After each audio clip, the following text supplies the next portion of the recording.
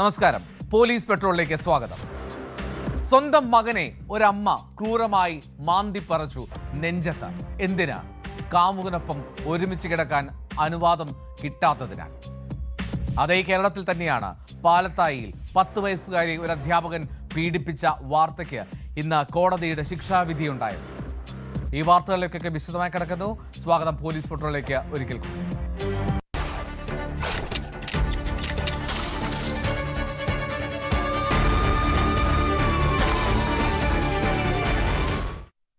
പാനൂർ പാലത്തായിൽ 10 വയസ്സുകാരെ പീഡിപ്പിച്ച കേസിൽ പ്രാദേശിക BJP നേതാവും സ്കൂൾ അധ്യാപകരുമായ K. പത്മരാജന് ജീവപര്യന്തം ശിക്ഷ.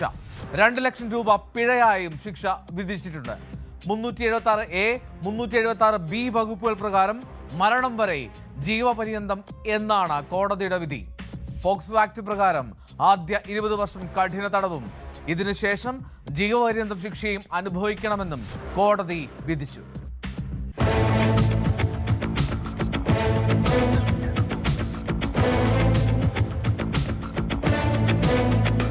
12 വയസ്സിന് താഴെയുള്ള കുട്ടിയെ ഒന്നിൽ കൂടുതൽ തവണ പീഡിപ്പിച്ചതിന് പോക്സോ നിയമത്തിലെ വിവിധ വകുപ്പുകൾ പ്രകാരവും ബലാത്സംഗം ചെയ്തതിന് ഇന്ത്യൻ ശിക്ഷാ നിയമത്തിലെ വിവിധ വകുപ്പുകൾ പ്രകാരവും പ്രതി കുറ്റക്കാരനാണെന്ന് കോടതി കണ്ടെത്തിയിരുന്നു.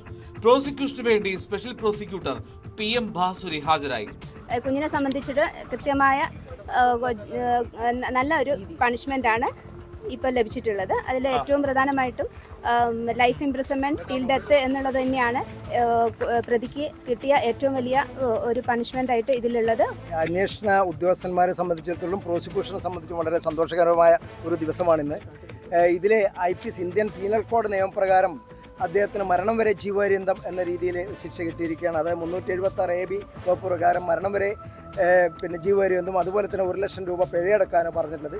പിഴയടച്ചില്ല എങ്കിൽ അദ്ദേഹത്തിന് വീണ്ടും 1 വർഷം വരെ കൂടുതൽ തടവുണ്ടാവും. അതിന് പുറമെ നമ്മളെ പോക്സോ ആക്ട് പ്രകാരം 2 കേസുകളിൽ 2 വകുപ്പുകളിലായിട്ട് 20 വർഷം വീതം ശിക്ഷയും 50,000 രൂപ പിഴയടക്കാനും വേണ്ടി പറഞ്ഞിട്ടുണ്ട്. മൊത്തം 2 ലക്ഷം രൂപയാണ് പിഴയടക്കാൻ കോടതി ഉത്തരവായിട്ടുള്ളത്. അതിനു പുറമെ ജീവപര്യന്തമാണ്. അത് വേറെ ഇളവുകളൊന്നും അതിലില്ല. ജീവപര്യന്തം തന്നെയാണ് പറഞ്ഞത്. അത് ആദ്യം പോക്സോ ആക്ട് പ്രകാരമുള്ള 20 വർഷം വീതം, അത് 2 ഒന്നിച്ചനുഭവിച്ചാൽ മതി. ആ 20 വർഷം കഴിഞ്ഞിട്ട് ശേഷമാണ് ജീവപര്യന്തം വരെ എന്നുള്ള ശിക്ഷ കഴിയുന്നത്. കേസിൽ അപ്പീൽ നൽകുമെന്ന പ്രതിഭാഗം. കൃത്യമായി നമുക്ക് ഈ കേസിൽ ഗ്രൗണ്ട്സ് ഉണ്ട്. കാരണം ഇത് അന്തിമ വിധിയല്ലല്ലോ. കാരണം ഈ കാര്യങ്ങളെല്ലാം നമ്മൾ ഹൈക്കോടതിയിൽ ചൂണ്ടിക്കാണിക്കും. അവിടെ കൃത്യമായി എല്ലാ രേഖകളും, വിചാരണ കോടതി മുമ്പാകെ എല്ലാ രേഖകളും നമ്മൾ നിരത്തിവെച്ച് അവിടെ ഹൈക്കോടതിയെ സമീപിക്കുന്നതായിരിക്കും. കാരണം 1.5 വർഷം വിചാരണ നീണ്ടു പോക്കിയത് കാരണം ഈ കുട്ടിയുടെ മൊഴിയെടുത്തതും മറ്റ് സാക്ഷികളുടെ മൊഴിയെടുത്തതുമായ ജഡ്ജസ് ഈ കേസിൽ വിധി പറയരുത് എന്നുള്ള പ്രത്യേക താല്പര്യം പ്രോസിക്യൂഷൻ ഉണ്ടായിരുന്നു എന്നാണ് ഞാൻ മനസ്സിലാക്കുന്നത്. പലതവണ സാക്ഷികളെ കൊണ്ടുവരാതെ മടക്കിയിരുന്നു. അവസാനം ഒടുവിൽ വാദം കേട്ട് ജഡ്ജ്മെന്റിന് വെച്ച സമയത്ത് ആ ജഡ്ജിന് ഫാമിലി കോടതിയിലേക്ക് മാറുകയും പുതിയ ജഡ്ജിന് മുമ്പാകെ ഈ കേസ് വിധി പറയുകയാണ് ഉണ്ടായത്. 2020 ജനുവരി ഫെബ്രുവരി മാസങ്ങളിലാണ് കേസിന് ആസ്പദമായ സംഭവം. 4ാം ക്ലാസ് വിദ്യാർത്ഥിനിയെ സ്കൂളിലെ ശുചിമുറിയിൽ വെച്ച് 3 തവണ പീഡിപ്പിച്ചു എന്നാണ് കേസ്. പീഡന വിവരം കുട്ടി മാതൃ സഹോദരിയോട് പറഞ്ഞതിനെ തുടർന്ന് ചൈൽഡ് ലൈനിലും പാനൂർ പോലീസിലും കുട്ടിയുടെ അമ്മ പരാതി നൽകി. സംഭവം നടന്ന് 2 മാസത്തിന് ശേഷമാണ് പരാതി നൽകിയത്. തുടർന്ന് പോക്സോ ചുമത്തി കേസെടുത്തു. ഏപ്രിൽ 15-ന് പ്രതിയെ അറസ്റ്റ് ചെയ്തു. ക്രൈംബ്രാഞ്ച് അടക്കം 4 സംഘങ്ങൾ മാറി മാറി അന്വേഷിച്ച കേസിൽ തീരമേഖല ADGP EJ Jayarajan, assistant commissioner TK Ratnakumar എന്നിവരുടെ നേതൃത്വത്തിലുള്ള പ്രത്യേക സംഘം 2021 മേയിൽ അന്തിമ കുറ്റപത്രം സമർപ്പിച്ചു. ക്രൈംബ്രാഞ്ച് IG ആയിരുന്ന S. ശ്രീജിത്ത് ഫോൺ സംഭാഷണത്തിൽ പ്രതിയെ അനുകൂലിച്ച് സംസാരിച്ചതായുള്ള വെളിപ്പെടുത്തൽ വലിയ വിവാദമായിരുന്നു. പെൺകുട്ടിയുടെ അമ്മ ഹൈക്കോടതി സമീപിച്ചതോടുകൂടിയാണ് അന്വേഷണത്തിന് പ്രത്യേക സംഘത്തെ ചുമതലപ്പെടുത്തിയത്.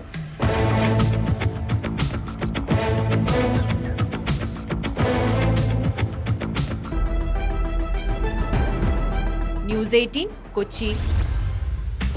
കൊല്ലത്ത് വനിതാ പോലീസ് ഉദ്യോഗസ്ഥർക്കെതിരെ ഡെപ്യൂട്ടേഷനിലെത്തിയ സഹപ്രവർത്തകന്റെ അതിക്രമ ശ്രമം. വനിതാ പോലീസ് ഉദ്യോഗസ്ഥരുടെ പരാതിയിൽ സീനിയർ CPOക്കെതിരെ കേസെടുത്തു. കൊല്ലം സിറ്റി പോലീസ് കമ്മീഷണറുടെ നിർദ്ദേശപ്രകാരമാണ് കേസെടുത്തിരിക്കുന്നത്.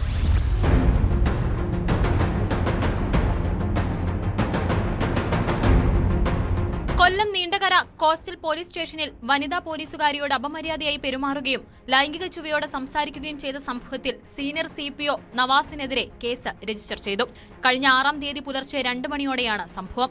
പാറാവ് ഡ്യൂട്ടിയിലുണ്ടായിരുന്ന വനിതാ പോലീസുകാരി വിശ്രമമുറിയിലേക്ക് പോയപ്പോഴാണ് ഡെപ്യൂട്ടേഷനിലെത്തിയ നവാസ് അതിക്രമം കാണിച്ചതെന്ന് പരാതിയിൽ പറയുന്നു. പുരുഷന്മാർക്കുള്ള വിശ്രമമുറിക്ക് സമീപം നിന്നുകൊണ്ട് അപമര്യാദയായ പെരുമാറ്റം ആവർത്തിച്ചുവെന്നാണ് പരാതി.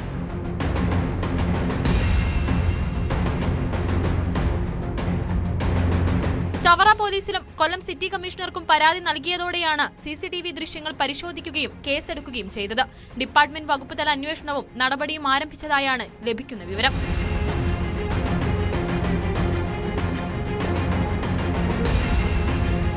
ന്യൂസ് 18 കൊട്ടാരക്കര. കോഴിക്കോട് ഫറൂഖിൽ കള്ളനോട്ടുവേട്ട. ഒറ്റ രാത്രി നടത്തിയ റെയ്ഡിൽ 500 രൂപയുടെ 57 നോട്ടുകളും നോട്ട് അച്ചടിച്ചു വെച്ച 30 പേപ്പർ ഷീറ്റുകളും കണ്ടെടുത്തു. 5 പേർ അറസ്റ്റിലായിട്ടുണ്ട്. പിടിയിലായവരിൽ 2 പേർ ഡിഗ്രി വിദ്യാർത്ഥികളാണ്.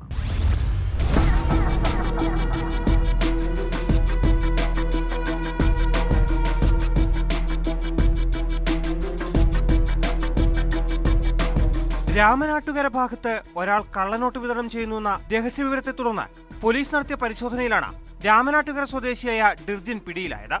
ഇയാളുടെ വീട്ടിൽ നടത്തിയ റെയ്ഡിൽ 500 രൂപയുടെ വ്യാജനോട്ടുകൾ കണ്ടെത്തി. തനിക്ക് കള്ളനോട്ട് നൽകിയത് കൊണ്ടോട്ടി സ്വദേശിയായ അതുൽ കൃഷ്ണയാണെന്ന് ഡിർജിൻ മൊഴി നൽകി. ഇയാളുടെ വീട്ടിൽ നിന്ന് 500 രൂപയുടെ 20 വ്യാജ കറൻസികളും പിടിച്ചെടുത്തു.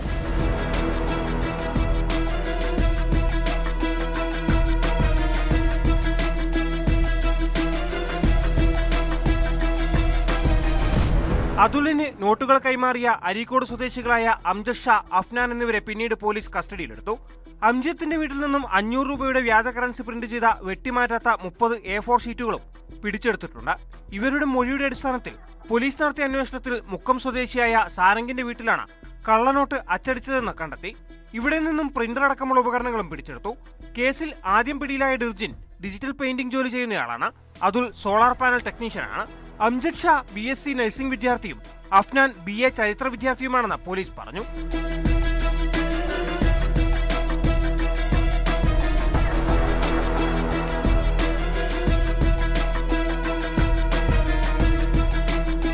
ന്യൂസ് 18 കോഴിക്കോട്. ശബരിമല സ്വർണ്ണക്കൊള്ളയിൽ ദേവസ്വം ബോർഡ് മുൻ പ്രസിഡന്റ് A. പത്മകുമാറിനെ അന്വേഷണ സംഘം ഉടൻ ചോദ്യം ചെയ്യും. പത്മകുമാർ തേടിയ സമയപരിധി അവസാനിച്ച സാഹചര്യത്തിൽ അന്വേഷണ സംഘം വീണ്ടും നോട്ടീസ് നൽകും. അടുത്ത ഇടക്കാല റിപ്പോർട്ട് ഹൈക്കോടതിയിൽ സമർപ്പിക്കും മുൻപ് പത്മകുമാറിനെയും N. വാസുവിനെയും ഒരുമിച്ചിരുത്തി ചോദ്യം ചെയ്യാനാണ് നീക്കം.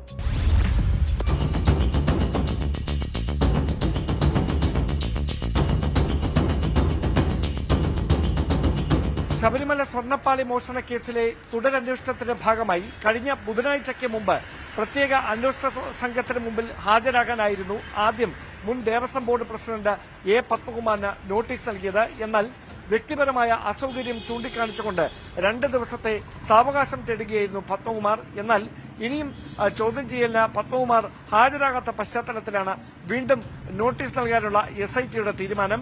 ആ നോട്ടീസ് നൽകുന്ന സമയപരിധിക്കുള്ളിൽ പത്മകുമാർ ഈഞ്ചക്കലിലെ ക്രൈംബ്രാഞ്ച് ഓഫീസിൽ ചോദ്യം ചെയ്യലിന് ഹാജരായില്ല എങ്കിൽ കടുത്ത നീക്കങ്ങളിലേക്ക് പ്രത്യേക അന്വേഷണ സംഘം കടക്കും. കസ്റ്റഡിയിലെടുത്തുകൊണ്ട് ചോദ്യം ചെയ്യുകയും തുടർന്ന് മറ്റ് അറസ്റ്റ് ഉൾപ്പെടെയുള്ള തുടർ നടപടികളിലേക്ക് SIT കടന്നേക്കുമെന്നുള്ള സൂചനകളാണ് പുറത്തുവരുന്നത്. എന്തായാലും ഒരു കാര്യം ഉറപ്പാണ്, അന്വേഷണത്തിന്റെ ഭാഗമായി 2 ഇടക്കാല റിപ്പോർട്ടുകൾ ഹൈക്കോടതിയിൽ സമർപ്പിച്ച SIT അടുത്ത ഇടക്കാല റിപ്പോർട്ട് സമർപ്പിക്കുന്നതിന് മുമ്പ് തന്നെ പത്മകുമാറിനെ വിശദമായി ചോദ്യം ചെയ്യേണ്ടതുണ്ട്.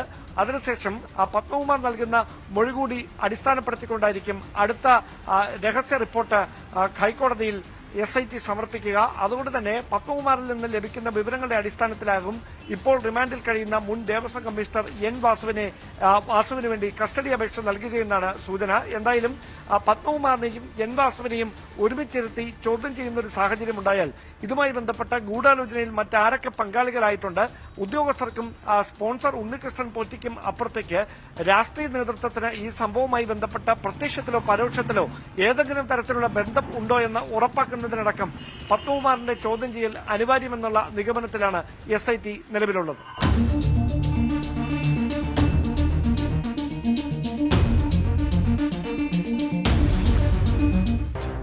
തിരുവനന്തപുരം വർക്കലയിലെ പൗൾട്രി ഫാമിൽ പുലർച്ചെ നടത്തിയ മോഷണം മറ്റൊരു കേസിൽ ചോദ്യം ചെയ്യവേ പുറത്തായി. പൗൾട്രി ഫാമിലേക്ക് കോഴികളെ എത്തിക്കുന്ന വാഹനത്തിന്റെ ഡ്രൈവറും സുഹൃത്തുമാണ് ഇതിൽ അറസ്റ്റിലായത്. ചിത്ര, ബൗണ്ടർമുക്കിലെ അഫ്സൽ, കല്ലറ സ്വദേശി മുഹമ്മദ് ഖാൻ എന്നിവരെയാണ് വർക്കല പോലീസ് അറസ്റ്റ് ചെയ്യുന്നത്.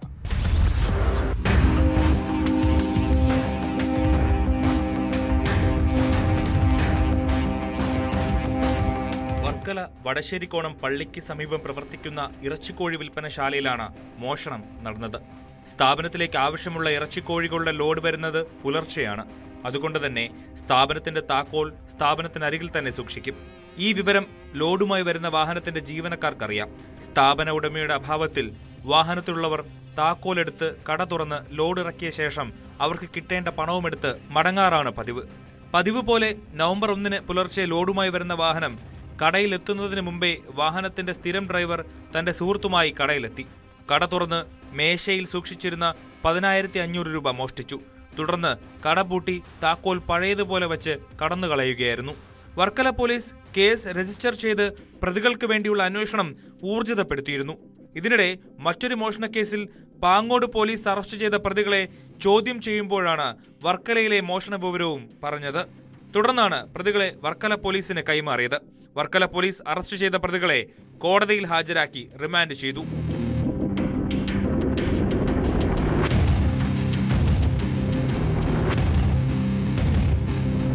ന്യൂസ് 18 ആറ്റിങ്ങൽ. മലപ്പുറം വളാഞ്ചേരിയിൽ പട്ടാപ്പകൽ ബൈക്ക് മോഷ്ടിച്ച സംഭവത്തിൽ വൻ ട്വിസ്റ്റ്. മോഷ്ടാവ് തന്നെ ബൈക്ക് അതേ സ്ഥലത്ത് തിരികെ കൊണ്ടുവച്ചു. വളാഞ്ചേരി വൈക്കത്തൂർ സ്വദേശി ബിജുവിന്റെ ബൈക്കാണ് കഴിഞ്ഞ ശനിയാഴ്ച മോഷണം പോകുന്നത്. മോഷ്ടിച്ച സമയത്തും തിരികെ കൊണ്ടുവച്ചപ്പോഴും യുവാവ് CCTV ക്യാമറയിൽ പതിഞ്ഞിട്ടുണ്ട്.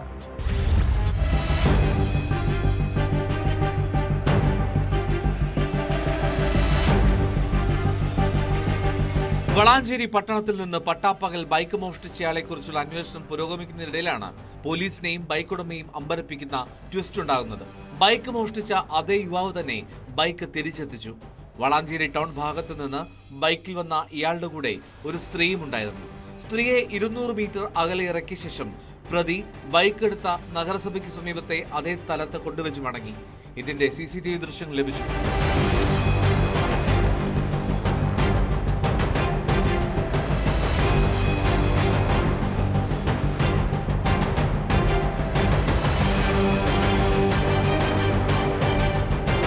കഴിഞ്ഞ ശനിയാഴ്ച ഉച്ചയോടുകൂടിയാണ് വൈക്കത്തൂർ സ്വദേശി ബിജുവിന്റെ സ്പ്ലെൻഡർ ബൈക്ക് മോഷ്ടിക്കപ്പെടുന്നത്. വളാഞ്ചേരി നഗരസഭയ്ക്ക് സമീപം നിർത്തിയിട്ട് തൃശൂരിലേക്ക് പോയ ബിജു തിരികെ എത്തിയപ്പോൾ പക്ഷേ ബൈക്ക് കാണാനില്ലായിരുന്നു. CCTV ദൃശ്യങ്ങൾ പരിശോധിച്ചതിൽ അന്നേ ദിവസം ഉച്ചയോടെ വെളുത്ത മുണ്ടും കറുപ്പ് ഷർട്ടും ധരിച്ച യുവാവ് ബൈക്ക് മോഷ്ടിച്ചുവെന്ന് മനസ്സിലായി. ബിജു വളാഞ്ചേരി പോലീസിൽ പരാതി നൽകി. അന്വേഷണം പുരോഗമിക്കുന്നതിനിടയിലാണ് ബൈക്ക് തിരിച്ചെത്തിച്ചത്. വാഹനം പഴയ സ്ഥലത്ത് തന്നെ എത്തിയതായി കണ്ട സുഹൃത്താണ് ബിജുവിനെ വിവരം അറിയിച്ചത്. മോഷ്ടിച്ചത് ആരാണെന്നോ മോഷ്ടിച്ച ശേഷം ബൈക്ക് തിരികെ എത്തിക്കാനുണ്ടായ കാരണം എന്താണെന്നോ വ്യക്തമല്ല. മോഷ്ടാവിനെ കണ്ടെത്താൻ പോലീസ് അന്വേഷണം തുടരുകയാണ്.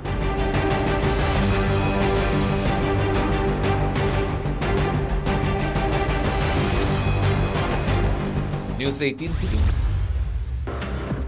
കണ്ണൂർ, കാസർഗോഡ് ജില്ലകളിൽ നിന്നായി ലക്ഷങ്ങൾ വിലമതിക്കുന്ന റെയിൽവേ സിഗ്നൽ കേബിളുകൾ മോഷ്ടിച്ച 2 ഇതര സംസ്ഥാന തൊഴിലാളികളെ പോലീസ് പിടികൂടി.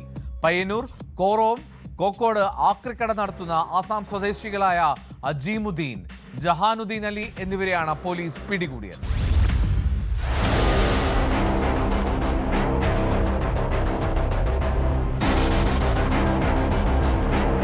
നിർമ്മാണ കമ്പനിയായ E2E റെയിൽ കവ്വായി പാലത്തിനു സമീപം കുഴിയെടുത്ത് ഇറക്കി വെച്ചിരുന്ന കേബിളുകളാണ് ഇക്കഴിഞ്ഞ ഒക്ടോബർ 15-നും 31-നും ഇടയിൽ മോഷണം പോയത്. തുടർന്ന് company project manager Srihari Sabu Payyanur പോലീസിൽ പരാതി നൽകി.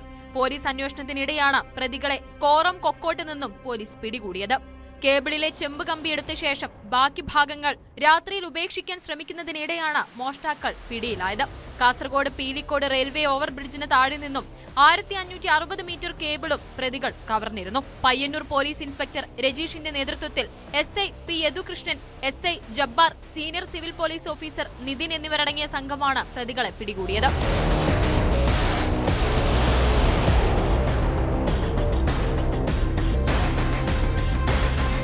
ന്യൂസ് 18 പയ്യന്നൂർ. ജമ്മു കശ്മീരിലെ നൌഗാം പോലീസ് സ്റ്റേഷനിലുണ്ടായ സ്ഫോടനത്തിൽ അട്ടിമറി സാധ്യതകൾ തള്ളുകയാണ് Jammu Kashmir police.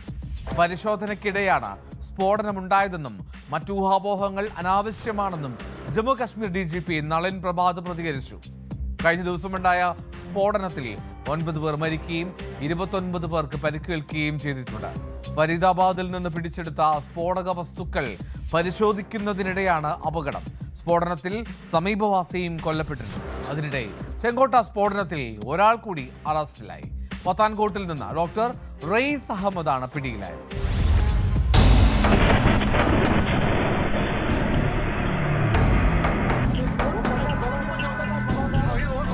A huge quantity of explosive substances, chemicals and reagents were also recovered from Faridabad on 9th and 10th of November 25. This recovery, like the rest of the recoveries which we have done, was transported and kept securely in the open area of police station Nowgam. As part of the prescribed procedure, the samples of the recovery had to be forwarded for further forensic and chemical examination.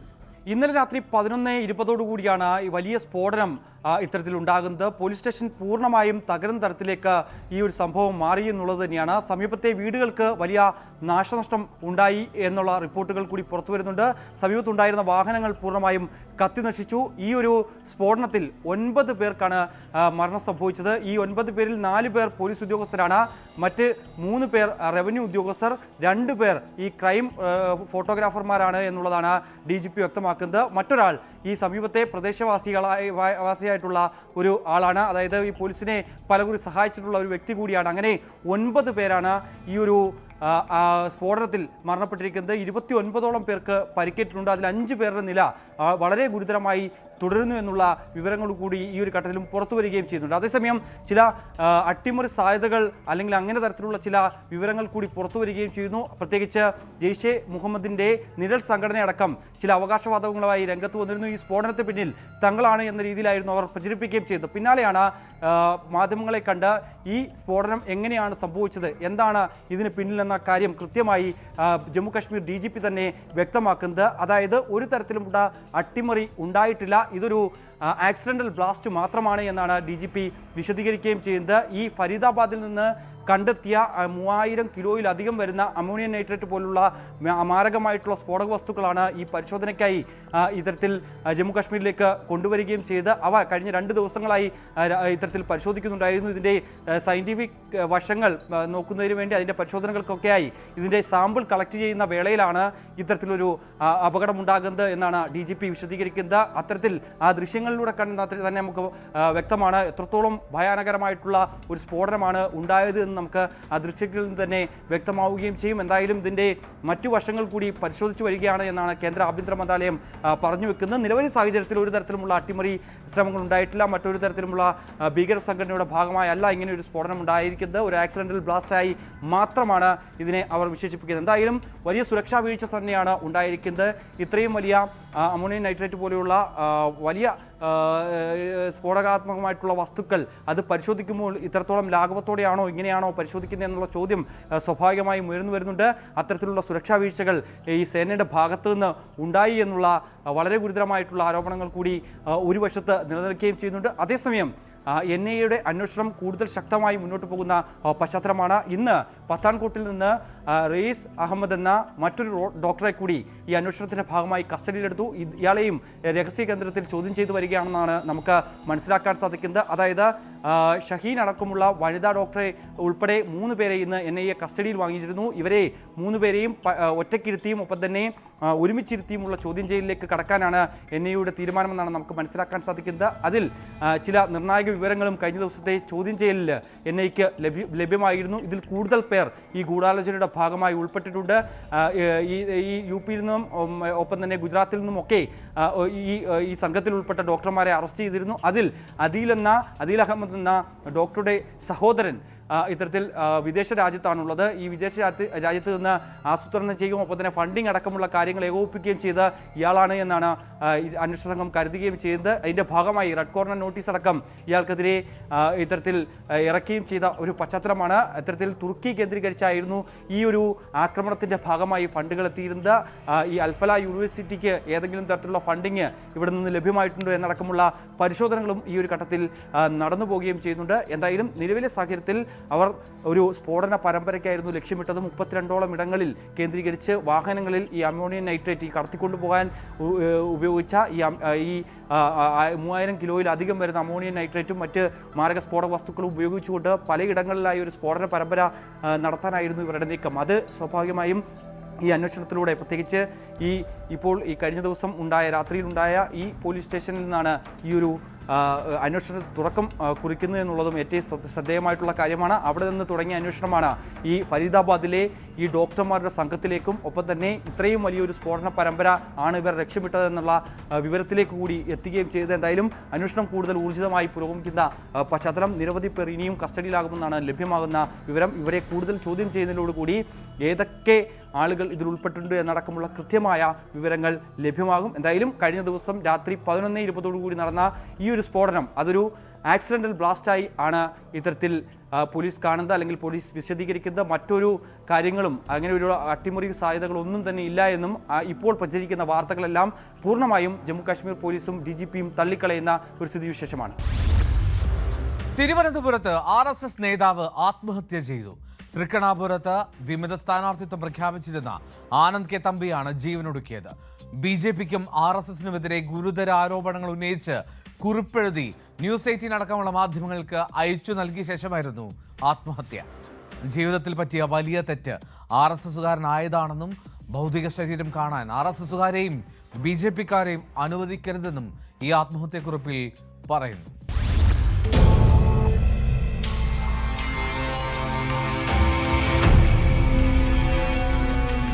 നമ്മളിപ്പോൾ ഉള്ളത് ആനന്ദിന്റെ ഇവിടുത്തെ തൃക്കണ്ണാപുരത്തിന് സമീപം കുന്നപ്പുഴയ്ക്ക് സമീപത്തെ വീട്ടിലാണ്. ഇവിടുത്തെ നാട്ടുകാരുമായൊക്കെ നമ്മൾ സംസാരിച്ചു. സജീവ BJP പ്രവർത്തകനാണ് ആനന്ദ്. മാത്രവുമല്ല BJPയുടെ ഇവിടുത്തെ പ്രാദേശിക ഗ്രൂപ്പുകളിലും ഇവിടെ BJPയുടെ പ്രവർത്തകരായി പ്രധാനമായി വരുന്ന രണ്ടുപേരിൽ ഒരാൾ ആനന്ദാണെന്ന് തന്നെയാണ് നാട്ടുകാർ പറയുന്നത്. ഇവിടെ മത്സരിക്കാൻ തയ്യാറാണെന്ന് BJPയുടെ പ്രാദേശിക വാട്സാപ്പ് കൂട്ടായ്മകളിൽ ഇദ്ദേഹം പറഞ്ഞു. ഒരു ഘട്ടത്തിൽ സ്ഥാനാർത്ഥിയായി പ്രഖ്യാപിക്കുകയും ചെയ്തു. അപ്പോൾ ചില ആളുകൾ എതിർപ്പുമായി വന്നു. അതിനുശേഷമാണ് ആ വാട്സാപ്പ് ഗ്രൂപ്പിൽ പൊതുഗ്രൂപ്പിലിടാതെ മറ്റുള്ള ആളുകൾക്ക്, ഇവിടുത്തെ ഓരോ പ്രദേശത്തെ ആളുകൾക്കും താൻ മത്സരിക്കാൻ ഒരുങ്ങുന്നു എന്ന തരത്തിലുള്ള സന്ദേശം ഇദ്ദേഹം അയച്ചു തുടങ്ങിയത്. ഇന്ന് രാവിലെ ഉച്ചയ്ക്ക് ഏതാണ്ട് അരമണിക്കൂറോളം ഞാൻ ആനന്ദുമായി നേരിട്ട് സംസാരിച്ചിരുന്നു. അപ്പോഴും BJPയുമായുള്ള ബന്ധം, RSSുമായുള്ള ബന്ധമൊക്കെ വളരെ കൃത്യമായി ആനന്ദ് പറഞ്ഞിരുന്നു. ഇന്നലെ പക്ഷേ ആനന്ദ് ശിവസേനയിൽ ചേർന്നു എന്ന തരത്തിലുള്ള ചില വിവരങ്ങൾ വരുന്നു. പക്ഷെ അതിനൊരു സ്ഥിരീകരണം കിട്ടുന്നില്ല. ഒരു കാരണവശാലും ഇതിൽ നിന്ന് സംഘടന വിട്ടുപോകാൻ താല്പര്യമില്ലെന്നാണ് എന്നോട് ആനന്ദ് അവസാനം സംസാരിക്കുമ്പോഴും പറഞ്ഞത്. BJPയുടെ ജില്ലാ അധ്യക്ഷൻ പറഞ്ഞ പൂർണ്ണമായും കളവ് എന്ന് ഇവിടെ വന്ന് സംസാരിക്കുമ്പോൾ നമുക്ക് മനസ്സിലാക്കാൻ കഴിയുന്നുണ്ട്. വർഷങ്ങളായി RSSന് സജീവ പ്രവർത്തകൻ, പ്രദേശത്തെ BJPയുടെ പ്രവർത്തകനൊക്കെ തന്നെയായിരുന്നു ആനന്ദ്.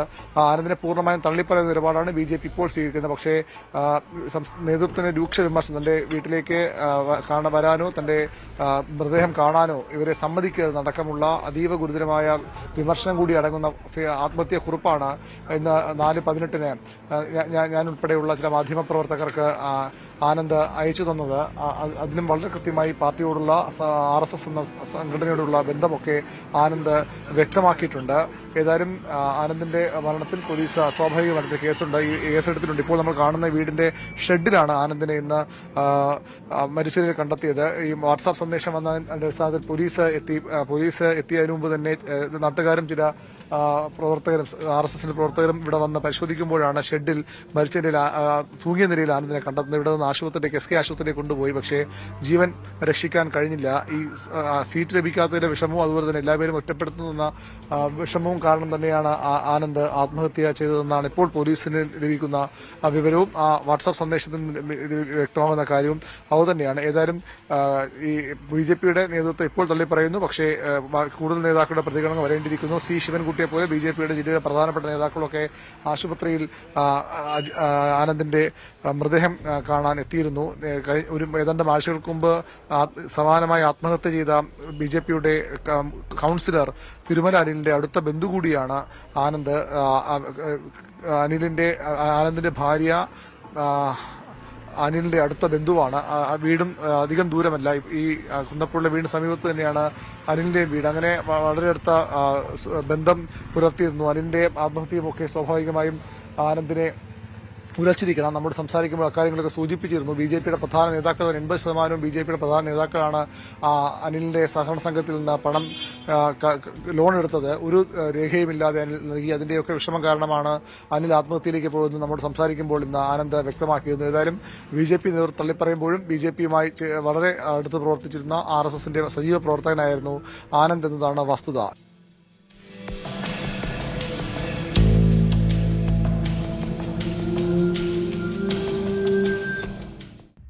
ഇനി നോക്കാം കുറ്റകൃത്യങ്ങളുടെ ലോകത്തെ മറ്റു ചില വാർത്തകൾ വേഗത്തിൽ. കർണാടകയിൽ അക്രമികൾ വെട്ടിപ്പരിക്കേൽപ്പിച്ച സർക്കാർ ഉദ്യോഗസ്ഥ ആശുപത്രിയിൽ ചികിത്സയിലിരിക്കെ മരിച്ചു. കർണാടക സാമൂഹികക്ഷേമ വകുപ്പിലെ സെക്കൻഡ് ഡിവിഷണൽ ഓഫീസറും യാദ്ഗിർ സ്വദേശിയുമായ അഞ്ജലി ഗിരീഷ് കമ്പോത്താണ് കൊല്ലപ്പെട്ടത്. കൊലയാളി സംഘത്തിലെ 4 പേർ പിടിയിലായി. നടിയും മോഡലുമായ യുവതിയെ പീഡിപ്പിച്ചെന്ന പരാതിയിൽ പ്രമുഖ സിനിമാ നിർമ്മാതാവ് അറസ്റ്റിൽ. റിയൽ എസ്റ്റേറ്റ് വ്യവസായിയും AVR എന്റർടൈൻമെന്റ് ഉടമയുമായ അരവിന്ദ് വെങ്കടേഷ് റെഡ്ഡിയാണ് പിടിയിലായത്. നടിയുടെ പരാതിയിൽ പോലീസ് ഇയാൾക്കെതിരെ ലുക്കൌട്ട് നോട്ടീസ് പുറപ്പെടുവിച്ചിരുന്നു. കാസർഗോഡ് ട്രെയിനിൽ നിന്ന് 24 കുപ്പി മുന്തിയ ഇനം ഇന്ത്യൻ നിർമ്മിത വിദേശമദ്യം പിടികൂടി. സംഭവത്തിൽ AC കോച്ച് അറ്റൻഡർ പശ്ചിമബംഗാൾ സ്വദേശി പ്രദീപ് സാമന്തയെ പോലീസ് പിടികൂടി. വിവേക് എക്സ്പ്രസിൽ നിന്നാണ് മദ്യം പിടികൂടിയത്. തൃശൂർ ശ്രീനാരായണപുരത്ത് അമ്മയെയും മകനെയും വീട്ടിൽ മരിച്ച നിലയിൽ കണ്ടെത്തി. ചെന്തങ് ബസാറിലെ മോഹനന്റെ ഭാര്യ വനജ, മകൻ വിജേഷ് എന്നിവരാണ് മരിച്ചത്. ചെർപ്പുളശ്ശേരി സ്റ്റേഷൻ ഹൌസ് ഓഫീസർ തൂങ്ങി മരിച്ചു. ബിനു തോമസിനെ ക്വാർട്ടേഴ്സിൽ തൂങ്ങി മരിച്ച നിലയിൽ കണ്ടെത്തുകയായിരുന്നു. വടകര സ്വദേശിയാണ് ബിനു തോമസ്. നമ്മൾ നേരത്തെ കണ്ട ആ അമ്മയുടെയും കാമുകന്റെയും 12 വയസ്സുകാരന്റെയും കഥയുണ്ടല്ലോ, അത് ഏറെ വേദനിപ്പിക്കുന്നതാണ്. ഇതുപോലുള്ള അമ്മമാർ ആരും ആഗ്രഹിക്കില്ല. യൂട്യൂബിൽ വന്നു നിന്ന് ഘോരഘോരം വാഗ്വാദം നടത്തുന്ന, ഘോരഘോരം പ്രസംഗിക്കുന്ന ഒരു ആങ്കർ കൂടിയാണത്. അവരിൽ നിന്ന് ഇതുപോലുള്ള സംഭവങ്ങൾ ഉണ്ടാകുമ്പോൾ കേരള മനസാക്ഷി ഞെട്ടും. ആരെ വിശ്വസിക്കും നമ്മൾ? സ്വന്തം മകന് നേരിട്ട ദുരനുഭവം ഇങ്ങനെയാണെങ്കിൽ അവർ ജീവിതത്തിൽ എങ്ങനെയായിരിക്കും? പോലീസ് പെട്രോൾ പൂർണ്ണമാകുന്നു.